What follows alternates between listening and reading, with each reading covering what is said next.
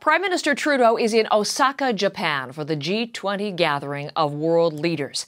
While he does not have any meetings scheduled with China's President Xi Jinping, the Prime Minister is hoping for movement in Canada's ongoing diplomatic dispute with China. Canadians Michael Kovrig and Michael Spavor are still detained in prison in China, accused of spying.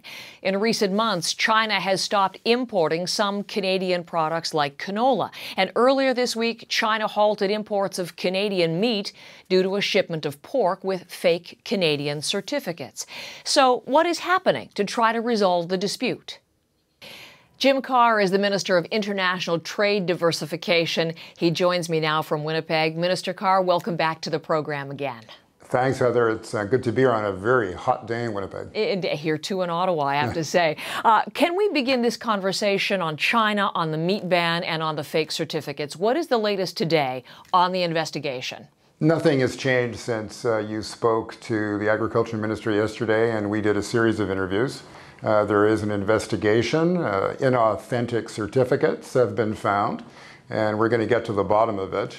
We want to resolve this as fast as we can, and we have been in constant contact with the industry, with producers, with our provincial counterparts, with the CFIA, which has been in daily contact with officials in China, and we're working very aggressively to resolve it.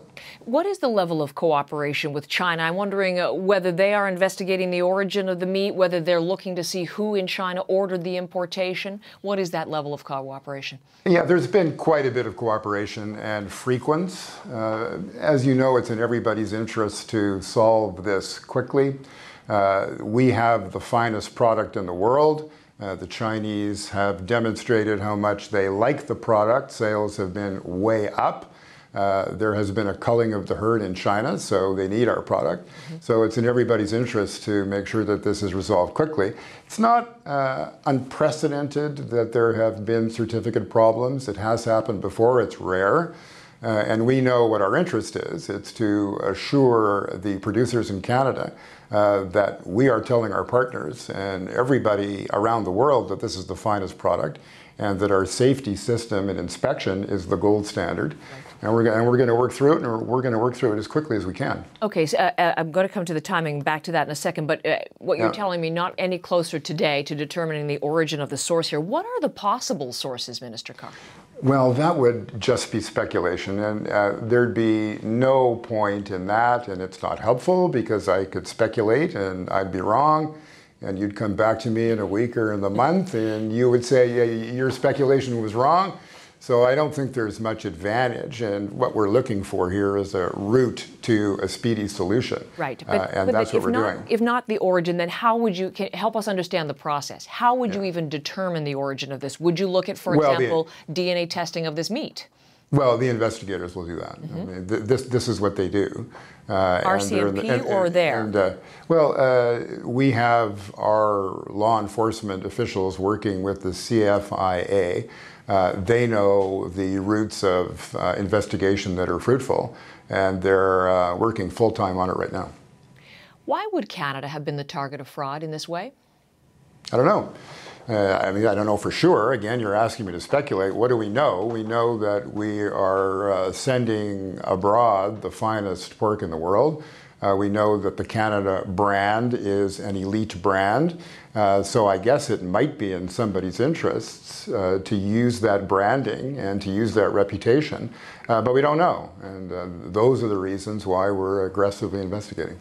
And you've indicated you want this to be resolved as quickly as possible. How long do you anticipate the Chinese market will be closed to Canadian meat? And what are the short-term fixes you're looking at in terms of ensuring that's as short as possible? Well, we're looking to expand our export markets. And as you probably know, we just returned from South Korea and Japan with canola producers, with the ministers of trade from Alberta and Saskatchewan, with officials, with canola growers, because we know that because of the quality of our product, that it is desirable internationally. And part of the trade diversification strategy is to understand that it's in the strategic interests of Canada to reduce our reliance on any one partner. 75% of our exports go to the United States. It makes sense for us to diversify. 40% of our canola goes to China. The same reasons apply. And we've been working very aggressively. I've been on the phone non-stop with counterparts and importers in Malaysia, in Pakistan, in Bangladesh, in Mexico, in France, in Germany, the United Arab Emirates, to sell our products. We have a relationship already with all of these nations, yes, and it makes sense to broaden and deepen them. And particularly on the canola point, have any of those efforts yielded anything definitive to this point? Yes, they have. And we came back from South Korea and from Japan with some memorandums of understanding with major retailers, with Costco, with Lotte, and we know that through these distribution networks, it will bear fruit, and probably in the short term.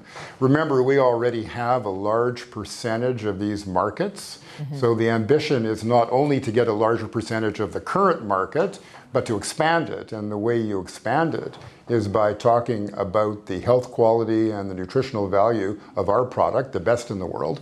And I felt that it was a very successful mission, and I believe that our partners did too. Because we're looking last year at $2.7 billion of canola seed to China alone, last year alone. That's a lot to make up.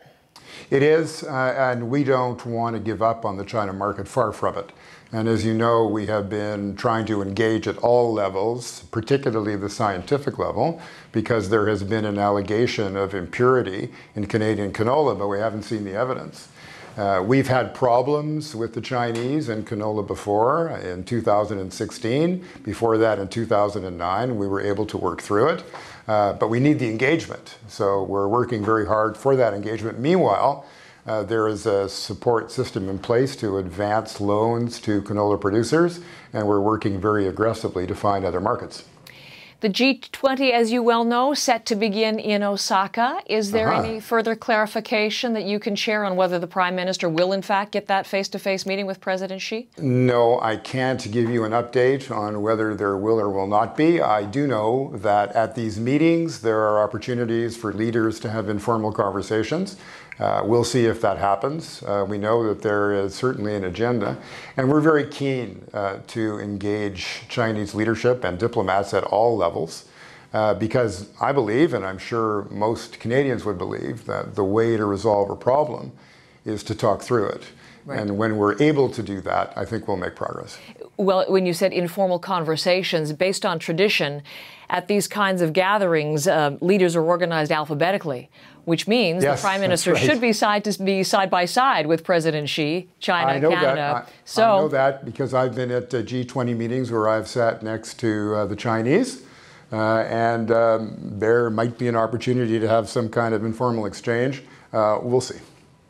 Donald Trump has said that he will do what he can to advocate for Canada's positions, including on the two detainees. But I'm wondering, as you're fully aware, he is embroiled in his own trade issues with China. Is it realistic to think that he really will get around to the Canadian problems and will try to bring his influence to bear? Well, this is the closest alliance in the world. I just talked about the 75% of our export that goes to the United States. I mean, we're linked by geography, by history, by language, by tradition.